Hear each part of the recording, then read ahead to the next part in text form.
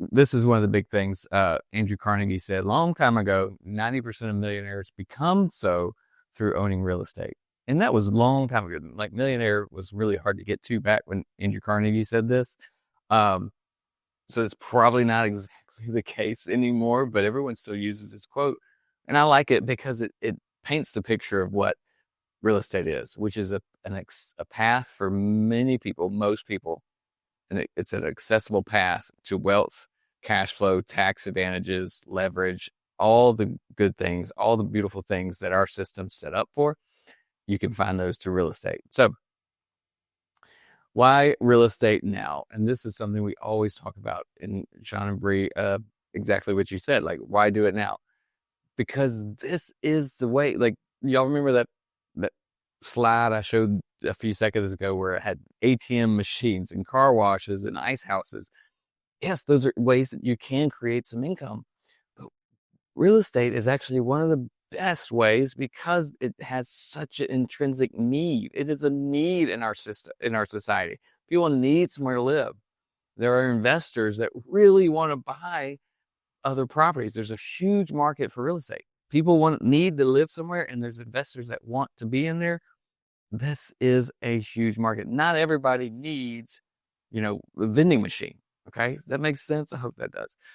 There's no better time than now. Of course, like I said, if you look at any of the graphs, any of the charts, real estate continues to go up. Yes, we've had some bubbles that burst, but over the long term, it continues to go up.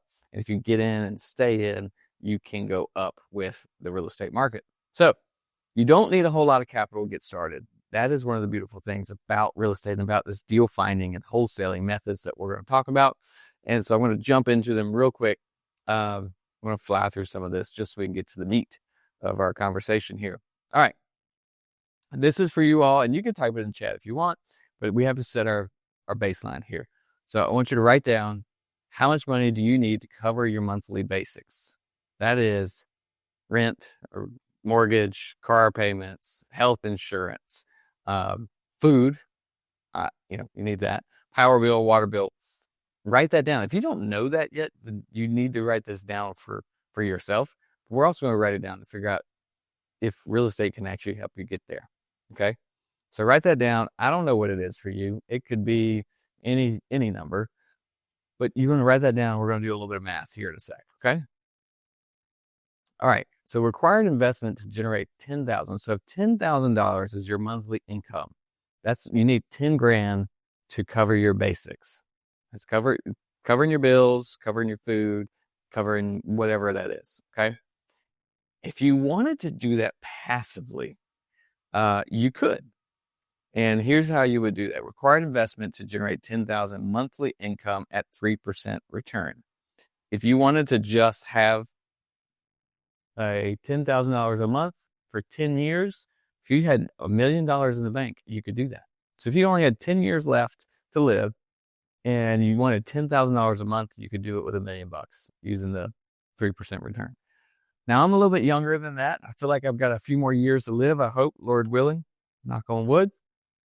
And so I would say probably I'm at this 50 years, right? And if I wanted $10,000 a month for 50 years, I need 3.1 million in the bank right now, cash, to earn 3% annual investment. You should see Michelle's face right now. She's like, yeah, let's do that. Get to work, right? So if you have that in the bank, then you can just quit. You don't have to do anything else. All right. Now, how long is it going to take you to save up that 3 million? And this is where it gets crazy. All right. If you wanted to save 2.4, so that was to live 30 years at 10 grand. You would need, if you only save 500 a month, so 6,000 a year, you'd have to save for 87 years. That's a long time to save money. If you were really, really diligent and you were able to put $10,000 a month in the bank every month, you could actually just do that for 16 years. And then you could live 30 years on the residuals of that. Now I say that and I'm like, holy cow, it's kind of giving me like heart palpitations, I'm like, that's a lot. And that's hard to do. the beautiful thing with real estate is you don't have to get this much cash in the bank. You can use real estate as monthly income through the activity, as well as wealth generation and passive cash flow through rents and appreciation, depreciation, all these other things. So it's really hard to live this way just by saving to it. So let's talk about how we get there with some activity. All right. How much do you need to live a great life? So we just talked about what that was, just to cover your bills. I would probably double that for a great life, right? Cover your bills and then have double that for some fun. Okay. So that's the easy math. I don't know where you're at. What is that you? You have no idea. So I'm just guessing. If y'all, somebody throw in a number and I'll throw it out there. Let's see. Do I see any in the chat? I don't see any in the Facebook chat. Oh, Winston did dump truck business. Yeah, I know a little bit about that. Definitely know about that, Winston. So divide that great life number. So if you needed $200K a year, divide that by 25,000. And that's going to be how many houses you need to flip each year. Okay. Now keep in mind this that's active, right? You'd be doing that business. You'd flip eight properties a year. Now, let's look at this again in a different light. How many, if you need to go for that same number, so if it's 200,000, take that divided by 150. That's how many rental properties you need. And with rental properties, you're probably not doing any activity. That's just should be some passive cash flow. Now that's going to be somewhere around, if it's 150, what's that going to be? 150, 200 doors? Probably 200, 150 doors, something like that. Somebody do the math for me. I didn't do it. All right. Again, how does someone get there? We're not talking about this today. We're not talking about the flipping today. Those are different classes, different online trainings. We actually have a 2-day or full day workshop. It's going to be in our office in April on flipping houses, where we go and talk through the whole process of flipping. That we'll have links for that later, but that's coming up. All right. So now let's talk about wholesaling. Okay. Typical, and this is, it ranges from 5 to 30. It all depends on your wholesale method, the way you set up your deals. But if average across the country, from what we've heard, is about 15K each time. All right. So that would be how many deals, traditional wholesale. Or, as we're going to talk today, how many deals to do with partners. Okay. How many partner deals do you need to do to get to that great life? All right. So this is where I want you to set that up, set this expectation, write this down in your notebook. This is where we're going. How many deals do you need to do to get to your great life through partnerships and the old wholesaling methods? Okay. So that's your baseline. That's where we're going. That's where we're starting. Let's get into what is the deal finder. What is a deal finder? It is a state of mind. It is somebody, if you leave this training and you walk outside and you look around, you're like, oh, that house looks like it needs an investor to buy it. You're becoming a deal finder. If you leave this training and someone on Facebook posts something like, oh, I inherited this house and I don't know what to do, and you comment and say, call me, that's a deal finder, right? If you are at the water cooler at work, you get out of this training, you go back to work, and someone's talking about a house that went up for sale by owner in their neighborhood, and you're like, give me that number. That's a deal finder, right? Your eyes and ears are open, and your mouth is open. You're telling people that you want to find property. You want to buy discount properties. You want to buy some that need some love. That's who a deal finder is, all right? And so you got to do that so you can find these deals in your community right now. So let me just talk a little bit about the role of money and capital in your business, because traditionally, wholesaling, the method of wholesaling, and I hate to even say this and give it, quote, credence, but people would say that, oh, come be a wholesaler. There's no money down. You don't need any credit. You don't need any money to do this business. And y'all, it's not really accurate. I'm sure you can do it that way, but a little bit of capital in your business goes a long way as a deal finder. Okay. So having some capital, it gives you that advantage. You don't have to you don't have to work nearly as hard to find the deals if you can just pay for marketing. Um, the other side of that coin is if you go to a property and you get it under contract and you have no way of buying it, like your credit is terrible, you have no way of getting funds to close on it, you're actually committing a fraud. You cannot sign a contract saying you're going to buy something if there's no way that you were ever going to be able to do that. Okay. So don't go into this with $0 and zero access. Okay. Um, so let me just show you a couple. This is ways that people get. This is from the small business. So this is from SBA, Small Business Administration, I think. And this is where how people start businesses. Okay, which is mostly they get funds from friends and family. This is crazy. It's 65% almost. All right. So we're being deal finders. What does that mean for you and your business? Maybe you should be talking to people. Maybe your friends and family need, may want to participate and invest with you or partner on deals together. Okay.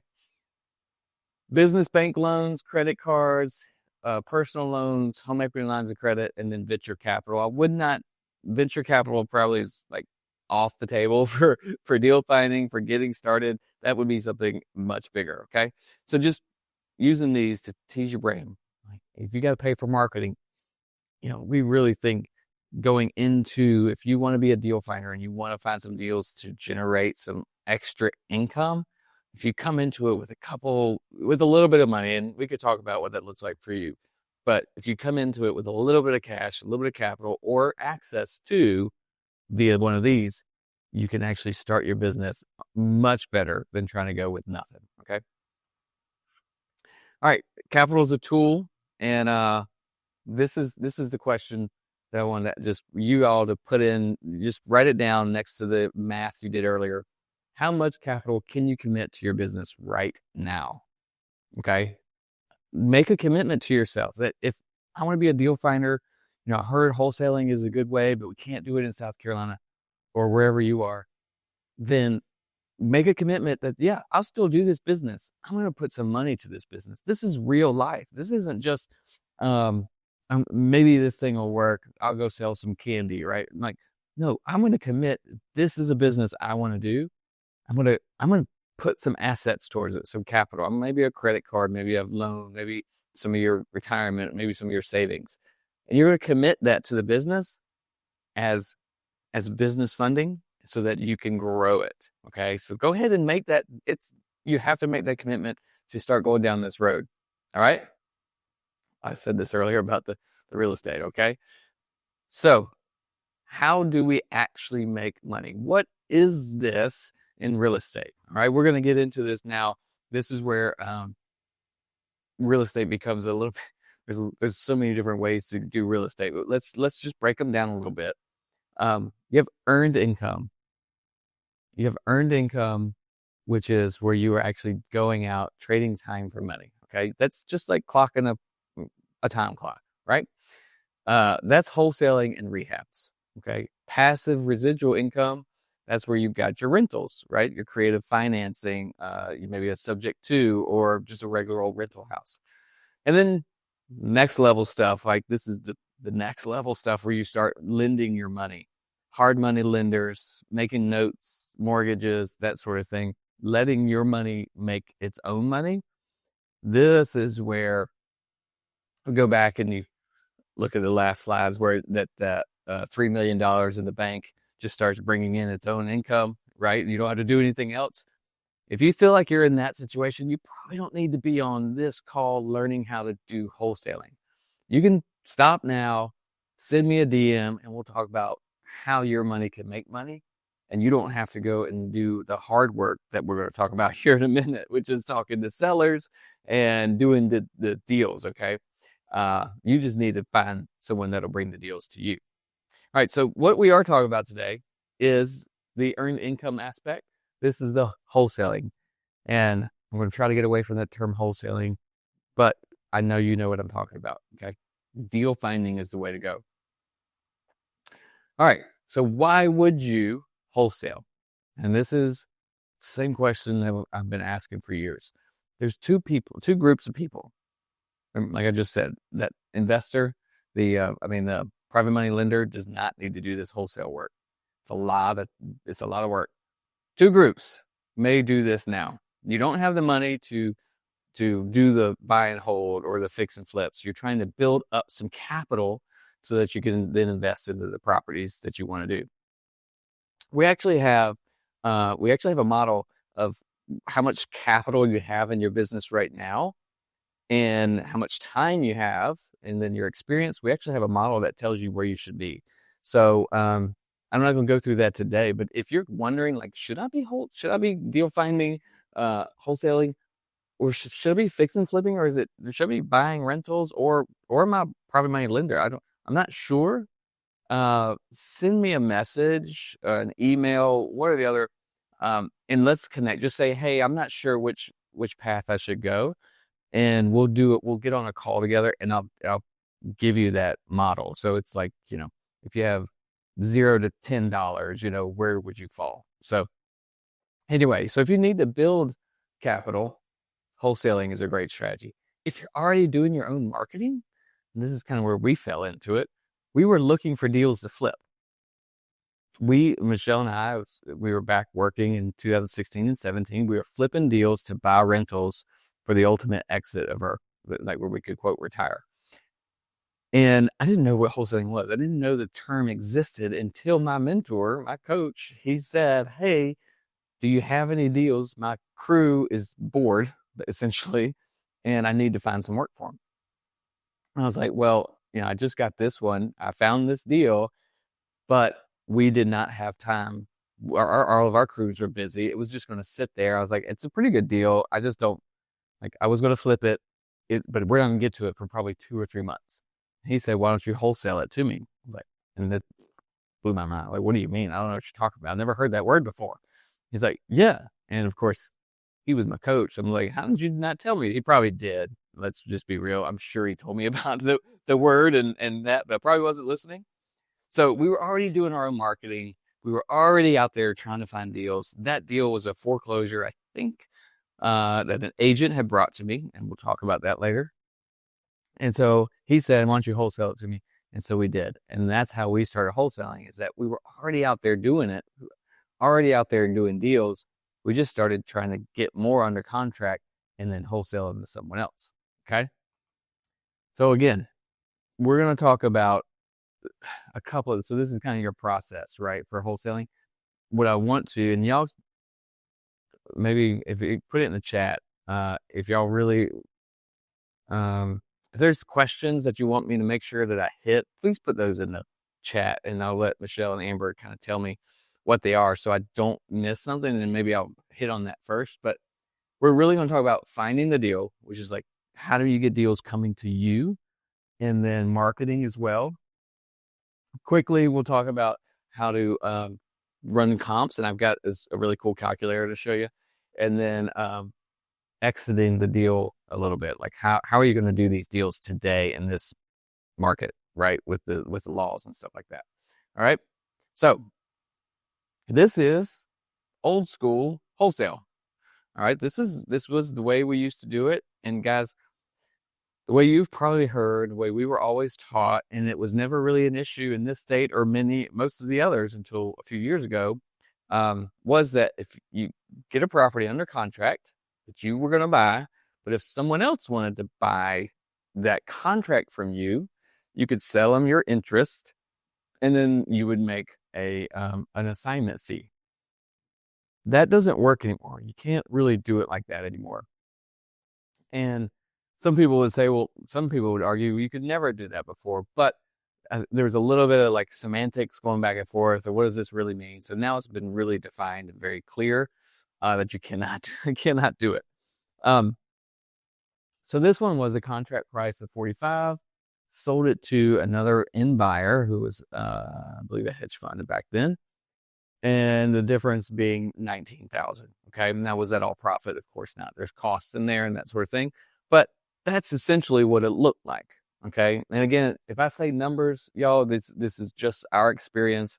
I'm not trying to insinuate that you could do this today, tomorrow, next year, or ever. This is just our experience. Okay. So that's your disclaimer. Um, what is traditional wholesaling? So that was that deal back there. It was an exit strategy that allowed the middle person to basically sell the paper, sell the contract. So like this mouse is the house. This clicker is the contract to buy the house. Okay. The house is over here on whatever that road that was, Green Lake. But I go and I sign this contract, this clicker to buy the house. Instead of me selling the mouse house, I sell this clicker to someone else. In that example back there, I would have sold this for 64. Okay. And then in the middle would be our return. So I hope that makes sense. Break it down. People used to call it quick flips. I think there's some books that call it quick flips. Assigning contracts is the legal, like more legal definition of it. Because that was how we would, when I was selling this contract, I would sell it I would assign another piece of paper, and that's how this contract moved to the end buyer. Okay. So that's where on that assignment, we would have our fee and the costs and all the expectation of who's paying what. That was all there. All right. So that's the bare bones traditional wholesaling. Okay. Wholesaling has never been about real estate. And the fact that it became about real estate is why it's got regulated. Wholesaling, you can wholesale anything, guys. You wholesale mice, I don't know, multiple mouses. You can wholesale those. You can wholesale cups, right? The function of it is basically buying them at a discount and then reselling them higher in a retail marketplace. Okay. So that's the function of wholesale. And unfortunately, that term in this real estate world, it actually is broken up and been changed. The definition has been more changed to not mean that exact thing anymore. So what it actually means for people, if you're listening to this, it's that assigning contracts. But when you wholesale cups, the wholesaler actually buys it. They close on it. They buy it at a discount and then they sell it to the retailer. Okay. That is how that works. If you still do that, if you do that in real estate, no problems. Because what happens is the guy who buys all the cups, that wholesaler, he owns them and then he markets them to the retailers and they buy them from him or her, right? You could do that today. But that's not what people started doing in wholesaling or in real estate, started doing the contract swaps. So it's not about real estate. It's about the pawn shop. It's about being able to find a discounted deal that someone else wants to buy, whether it's you, it's your partner, or it's someone out on the MLS, someone out there that's shopping for a house to live in or an investment. Okay. So why do we call it a pawn shop? Because it's more about convenience and speed. Think about who uses pawn shops. Why would you use a pawn shop? Somebody put that in the chat. That's a good question. Why would you use a pawn shop? I can tell you. Mm-hmm.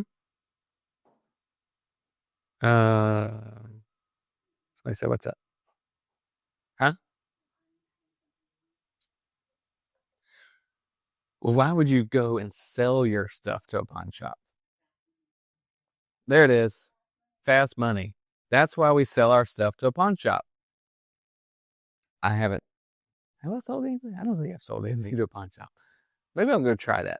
But anyway, people sell things to pawn shops because it's convenient and then get fast money. I just remember watching the show on the History Channel. These people go in there and it's crazy because they bring an appraiser and the guy's like, it's worth $20,000 right now if you sold it online retail market. And the guy in the pawn shop is like, oh, great. I can sell it today for 20 grand. And the person that has, the gold bar comes in and he's like, oh, it's worth 20. I guess I want 20. And that pawn shop guy's like, nope, you brought it to me. You want cash now. You want to walk out of here with money in your pocket. I'll give you 15. That's discount real estate. That's what you're providing is speed and convenience. and service for sellers that don't have other options or don't want to use other options. Okay. So that's how you get the discount. The sellers are willing to trade some sort of equity for that speed and convenience, just like a pawn shop. Okay.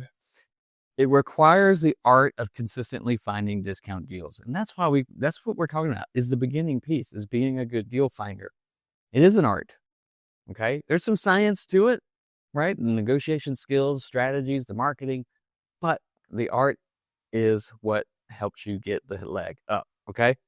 And no, you're not investing. If you're just doing the wholesaling, if you're just being a deal finder, that's not the investing part. The investing comes when you buy it, close on it, renovate it, or keep it as a rental. Okay.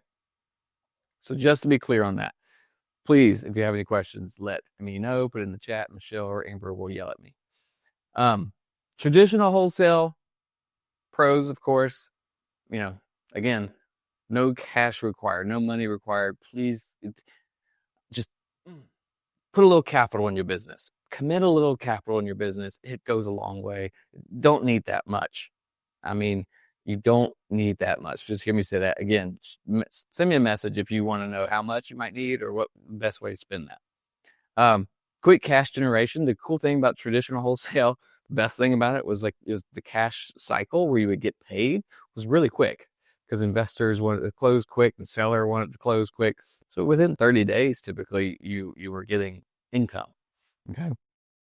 And you got to learn the market really fast because every time a seller would call us or we'd talk to a seller, I had to learn that neighborhood. I had to do comps. I had to figure out what was good, what was bad, streets, side of town, whether it had a flood or not, all that. And you learn it really fast. The tough part, and why I told y'all, if you have enough money in the bank to be a private lender, you don't need to be a deal finder because it's so labor intensive. It's also earned income, right? It's income taxed differently. Lots of moving parts, and that's why we hired a team. That's why we have a team that does our business, right? We have a bunch of people with these moving parts. Of course, the government regulations are difficult, and it's not investing in real estate. That is one of the biggest issues. So you really want to move from being a deal finder.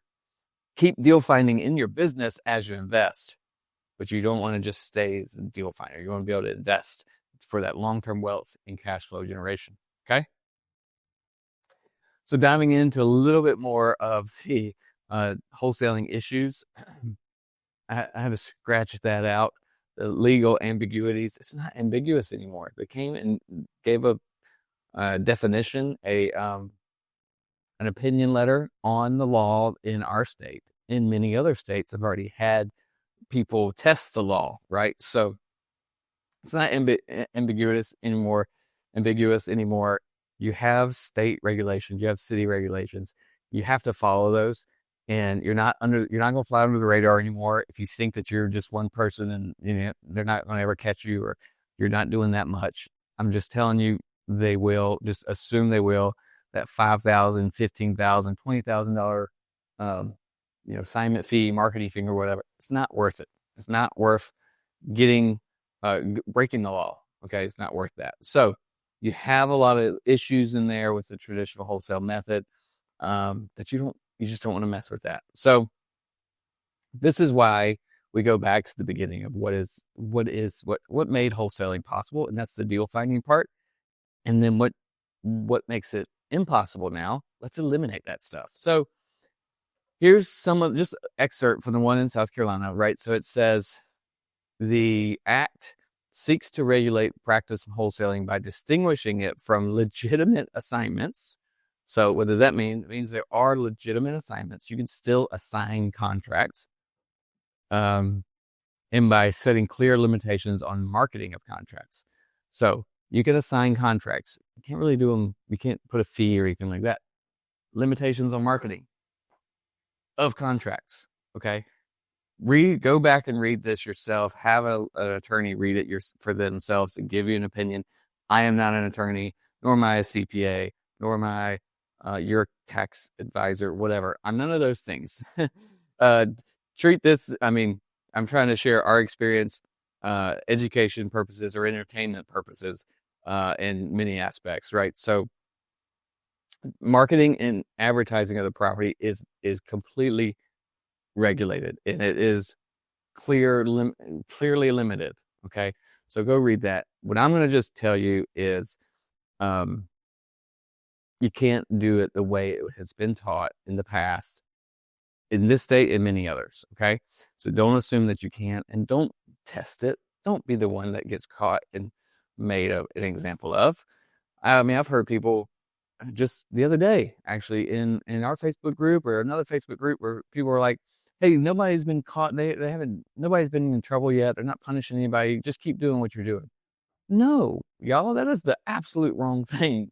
Like, don't do it. If you know something's wrong, don't do it. Okay. And the way people have done it of advertising their contracts for sale is wrong. And, I think they will start finding people and punishing people. So don't be that person. Okay. So how can you still do this business? I want to make sure I give you this. If you go to Deal Finders Club, well, you can scan that. dealfindersclub.com/resources or free resources. I can't remember which one. But anyway, I put a link to that, the act for South Carolina. All right. So you can go to there. You can read it yourself. You can give it to an attorney. You can give it to your friends, whatever. Okay. So go there, read that.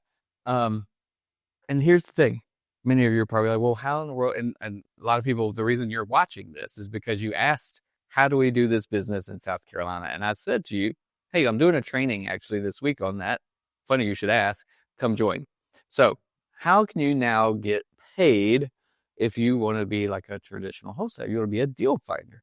Well, traditionally, the wholesalers would have a contract price. We went through this for the mouse, and they would sell this contract, and there would be a difference.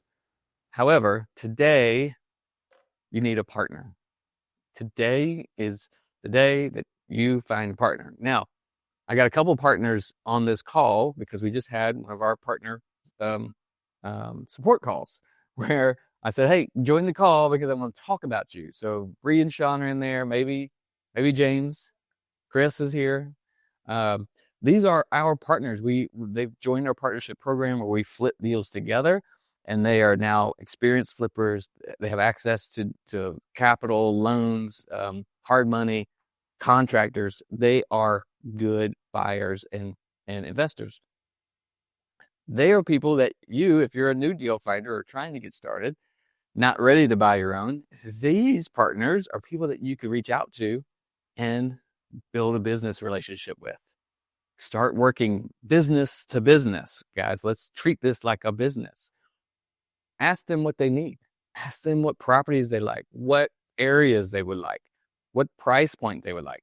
And if you find a seller that's ready to sell at a discount, talk to them about it. Y'all work together, do the deal together. I'll give you some more details on that. But when you do a deal together, you're a partnership, and you can get paid through a partnership agreement. Now, you're not going to get paid like the old school way of putting it on a HUD or anything like that. You're not going to get paid an assignment fee. You can get paid partnership fees, marketing fees, okay? You can get paid for doing the business, okay? How does that look? Well, you got the seller and you agreed for a $100,000 sales price for the mouse, for the house. I'm going to keep going back to that. Well, you and your partner, you've already talked about this. And the partner was like, yeah, 100,000 is good. If you get that 100,000, we can work out a really good partnership deal, right? We could do this together. We could do a quick cash payment for your partnership payout, whatever that looks like. And so there used to be like a wholesale or assignment fee in the middle. Now it's just you and the partner are going to buy this at $100,000. All right. You're going to assign it for no money, but your partnership agreement is going to figure that part out. Okay. So when you're asking, how do we work in this state? This is going to be what you do. Come to our events, get connected with people. Now, I did not put this in here, and I probably should have, is I want to define what a good partner is. A good partner is not another deal finder. A good partner is not someone that is in the same situation as you. If you've never done a deal, you have less than $10,000 to commit towards your business bank account. you probably shouldn't have a partner that's in the same boat. Does that make sense? I hope that makes sense. This type of partner, so we hear this a lot, and I have to say this because a lot of people in our small group, Deal Finders small group, where we actually coach and teach how to go out and find these deals and support you through negotiations, stuff like that. A lot of folks in that group will come to us and say, hey, I've got this person, I think we'll partner on some deals. And I'll say, why are you going to partner with them? What do they bring to the table? If they are just bringing like motivation, or they're really good at talking to people, and I'm not good at talking to people, but they don't have any money either. They've never flipped a house either. But I think we'd be a good partner together. No, that's not a good partner.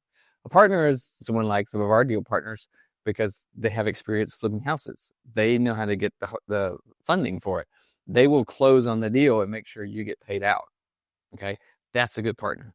Two people that are in the same boat and trying to do this together. If you're both in the water without a life raft and you come together, where are you? You're drowning, right? You're not going anywhere. You're two people in the water without a boat in a life raft. Okay, so find someone that's another level, another step up, that has experience doing what you need to do. Okay, I did not put that in a slide. I probably should have, but hopefully I got my point across. Thanks for listening to the REI Deal Finders podcast. You can find out more and apply to be a part of the REI Deal Finder community at reidealfinders.club.